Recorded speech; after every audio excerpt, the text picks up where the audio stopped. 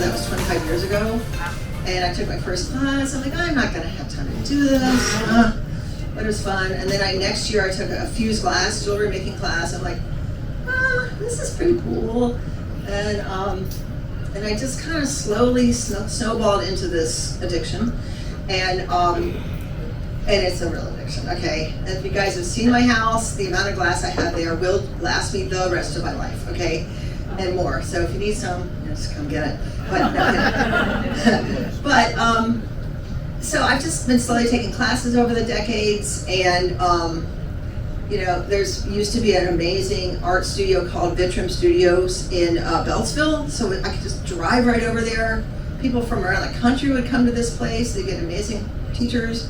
So I got a chance to really delve into this on my weekends and paying for it through my, thank God, the government job thing. So, but finally, I was able to really launch, and I remember my first sale was here at the Greenbelt Festival, and I put my art out in public. I had to price it, and I brought my 10-year-old daughter, Alex, to help me sell it, and maybe even Jeannie, the 8-year-old, and Kevin, I don't know what he was doing, probably run around. So, but it was that moment of putting yourself out there and sharing your art is it's exciting, you don't forget it. So, and I always did mostly jewelry because jewelry is so accessible, and I love jewelry, and I get to just wear different jewelry every single day of the year. So that's part of the upside for me. So, but then I slowly moved into larger things, and plates and bowls, and I got a kiln that was could handle some that big, and then over time I got a big kiln, and as you can see, and it's just having a chance to express myself through the colorfulness of glass. The glass that I get is from Bullseye in Portland, Oregon. It's a company that fortunately is not going to have a tariff. So it's a U.S. company, so I can still get this stuff. And I schlep up to New York, upstate New York, to buy from their main building sometimes. Because they'll have an annual sale, grab a bunch of glass. But it is just so much fun to play with glass, and and it's every day that I make something, I'm not 100% sure how it's going to go. You think you're going to have this down perfectly, but no, I still make mistakes. I'll try to fire it too fast and it'll crack, and I have to re-fire it slowly, and it's a challenge, and it's fun, because it isn't a guarantee that it's going to be just right. I can, if I don't get the kiln scheduled just right, it can just go haywire. Pieces will react in a way if you may not expect it. If I had to read my notes again, oh yeah, that one's not going to go well with that. It's just a fun challenge to keep me going. Now that I'm retired from my government job, and I've had a chance to become part of a gallery. The originator of the gallery is here, Elizabeth in the green shirt. She helped start this cooperative gallery that I'm in, and I am so thankful, because then if you're part of something, you don't have to take the stuff down. You can leave it up all the time. Someone else will sell it for you when you're on vacation. It is really great to be part of a cooperative gallery. That's Gallery 57 West, which I've pestered you guys about this online for the last 8 years. But anyway, so it's a really great to be part of a community of artists as well. And I still sell at the holiday market, and I'm going to sell at the upcoming Blues Festival if the weather isn't terrible. And I just get so much joy being part of this community, and to have this opportunity to put my art on the walls here has excited me for a year. I mean, I've been like, oh, what? Okay, look, the walls are black. Okay, wait, what am I going to do with that? Okay, let's do bright things. And okay, how big can I make this? Because, little stuff's going to kind of get lost here. So I worked on making larger things, themes that I thought would appeal to us Greenbelters. And I was like so excited. I mean, I've been waiting for this day for, a long time. And then I was like, there's no way my stuff can all fit. I mean, there's no way I could fill these walls. So my daughter, becoming an artist this last year, she's always been sort of an artist, but really, she's really gotten into it this last year, and she has been able to grace our walls as well with larger pieces that really fill this space in a way that my pieces just honestly never would have done such a good job. So I love the combination. And the day that we hung our stuff together, I was like, I'll put my stuff in one room, you put your stuff in the other. But no, much better to mix them. And it was just perfect. So it's nice to have other artists in the family. So I just want to introduce my daughter, Alex. She is here. She's coming back to the area. She's been out west. So just want to introduce Alex Ahearn.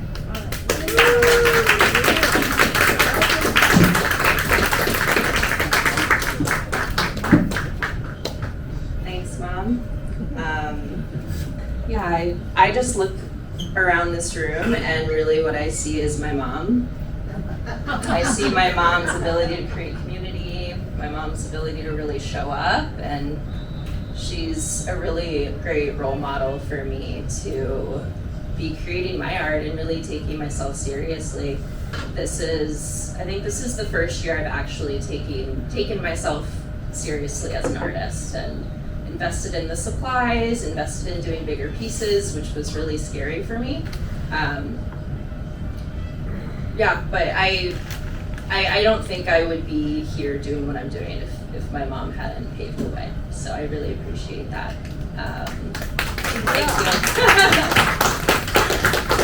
Thank you. Just a little bit about my art. I don't have a super strong process for my art, so I'm not going to go into it too much, but I've always really liked mixing my own colors, so I really start with like the primary colors and mix my own, and in that way it becomes part of the art itself.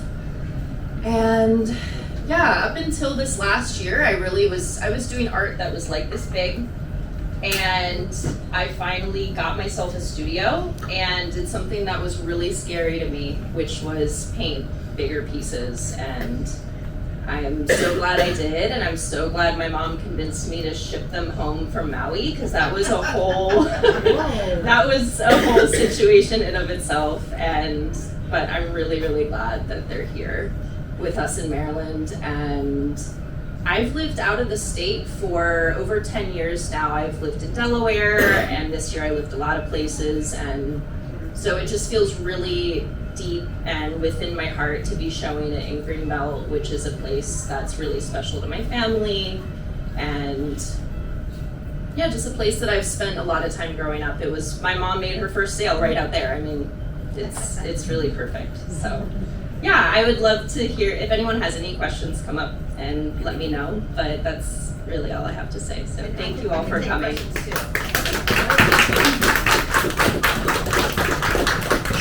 anybody have any questions? I'm an artist, and when that happens, they call it happy accident. Oh, yes, happy accidents happen to be a lot, yeah. And it's a matter of, like, sometimes I'll get this weird bubble in the middle of a piece, and sometimes that looks good. It's not supposed to happen. The other glass artist is looking at me, like, side-eyeing me, like, oh, you're selling that? But everyone else is like, oh, that's cool, you got a cool bubble in it. And everyone, so you're like, yeah, it's kind of cool. But yeah, it's just a lot of fun. Classes just gives me a lot of joy, and I've had a chance to teach classes, as you all know, and that's my favorite thing. Just to get someone who hasn't had a chance to play with art and glass to make something that they actually like. That's the best. You know, they're like, oh, they're happy with it, and they wear it. And we have a Tara here is like, she's like the poster girl of glass making. She won an award, so bam. Anyway, so it's just fun. It's supposed to be fun. It's supposed to be fun. Like that's, okay, there's days it's not fun, but mostly it's fun. Rowan knows, I've had days where I've thrown my pliers across the room. He had to come in and like, are you okay, Mom? Like, anyway, yeah. Okay. Any other questions? Go ahead. Yes, and just to inspire you. Sure. I have a couple of things, one of them not made by you, but they need repair. They are they are in harmony with the sort of work that you do. I Yeah. think. So can you offer that service for, for a fee, obviously, repairing Repairing beloved glass? Oh, that's a very good pieces. question. I do get that question. All right, here's the thing about glass, is most glass is not fusible. Right. And most of it's what's called stained glass. And stained glass, you can't heat it. It devitrifies and it ruins it. So people that have stained glass that want me to repair it, I'm not good at that. And usually you have to send it to a higher temperature than what maybe the original piece was. It's not gonna look the same. So there's that problem, right? So it's gonna have all smoothed out. If they have fun bumps in it, if I'm trying to repair it, I'll have to raise the temperature. It's doable. We could talk about it. I'm open if I know what coefficient of expansion it is. Yeah, but a lot of times it's not in my skill set. Like vases, that's hot glass people. They're cool people. I can't even do it. I've done it. People that do vases buy their stuff because that hot glass, I bow to those people.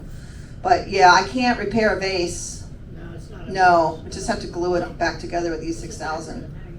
Hey, yeah, you've got something we can talk. Sure. Sure. Any other questions? Yeah, hi, Elizabeth. I have for Alex, actually.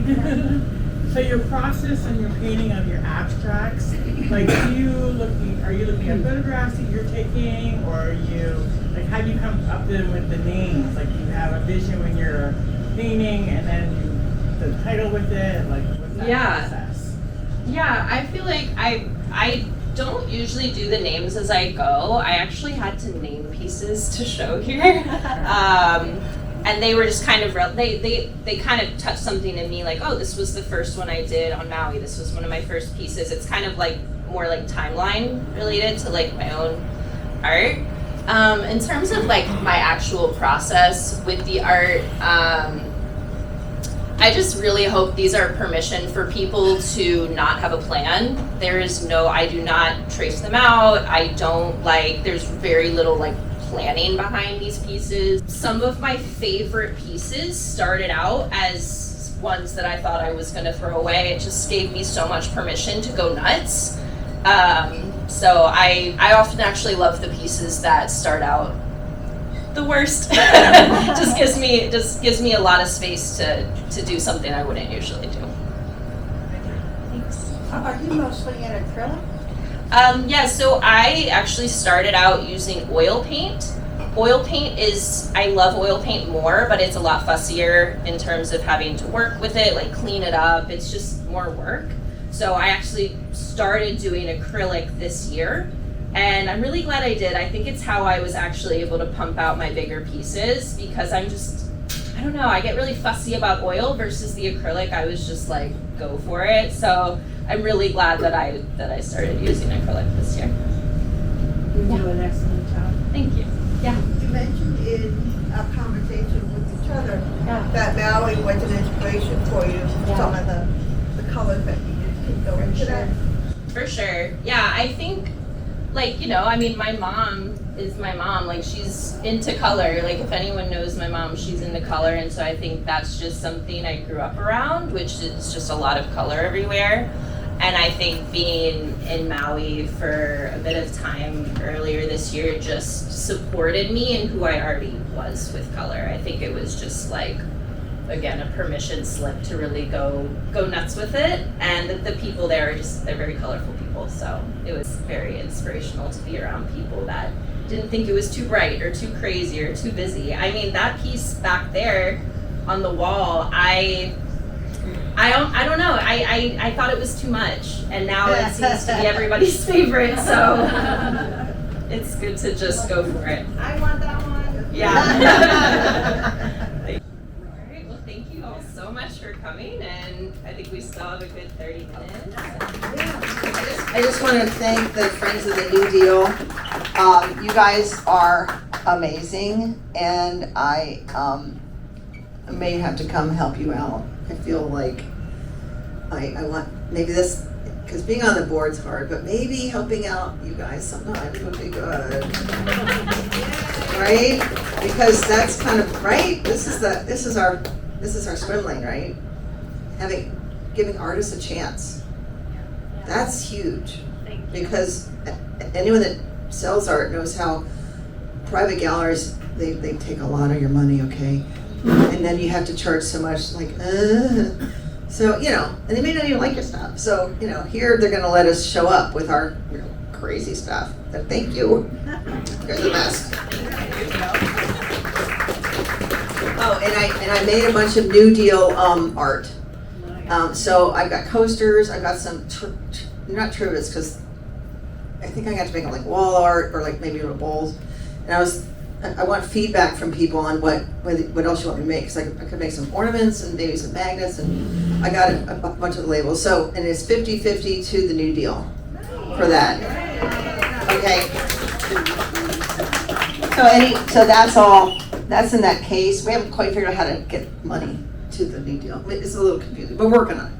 But anyway, so yeah, I love the New Deal. When it was closed, I was, during the COVID, that was my worst sadness, was not coming here. That was the worst, when we couldn't be in this building together dancing. Terrible. So thank the gods we're back. Yeah. And let's keep this place going. Right? And there's an auction apparently in October, first, I believe, Saturday night, and I'm making another piece where that's got all the different translucent colors with the New Deal logo. I haven't finished it yet. But that's going to be my big come and get it object, okay? Yeah. No, the food's delicious. We are very, very lucky to have our food vendor, Kenny, and his wonderful team, Sugar. I met his mom. I don't have anyone else's name in my brain, but okay, they're awesome. Thank you. Thank the New Deal. This is the most special place on the planet. In our opinion.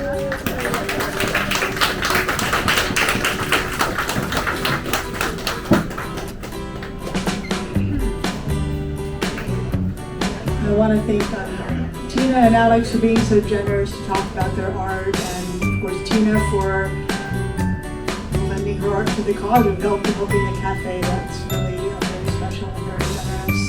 I want to thank all of you for coming out. I want to thank Jake for recording this so that people who couldn't make it here today can still experience the art of the artists. And Tina mentioned the Blues Festival. I want to remind everybody about that as well.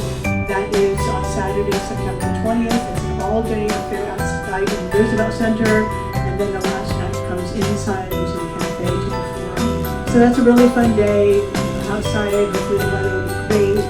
So come on, good music. Thanks for coming out here today. Have some refreshments before you leave.